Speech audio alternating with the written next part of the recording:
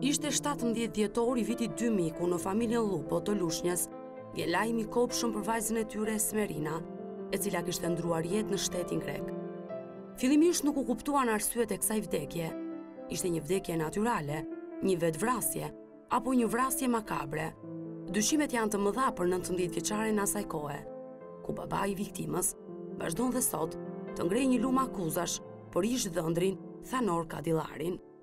Esmerina ishte martuar me shkruesi në vitin 1999 dhe pas 3 muaj martesë, çifti vendosi të emigrojë drejt shtetit grek. Ata jetonin në një zonë të quajtur Marathon dhe jetonin në një magazin, si dhe punonin të dy në bujqësi. Qëndrimi në tokën e huaj nuk do të ishte i gjatë për Esmerinën, e cila ishte rritur jetime që nga mosha 10 vjeçare. Në orën 11 të 17 dhjetorit të vitit 2000, ajo u shkëputur nga puna me pretekstin se i duhej të shkonte në shtëpi.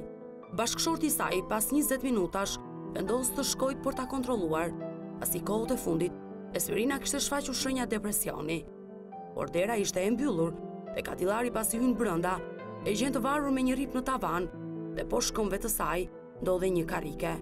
Policia greke mbërri në vendngjarje dhe nis hetimet, duke marrë në pyetje dhe 4 dëshmitar. Asgjë nuk u arrit të zbulojë, përveç se një vetvrasje.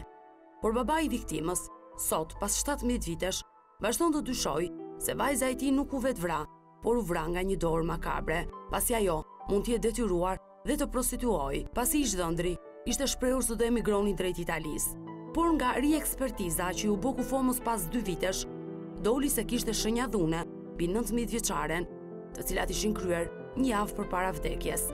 A ka të drejtë babai i Esmerinës, e cila do të ishte sot 36 vjeç, apo ajo e reja asaj kohe, për shkak të depresionit, arriti në vetvrasje?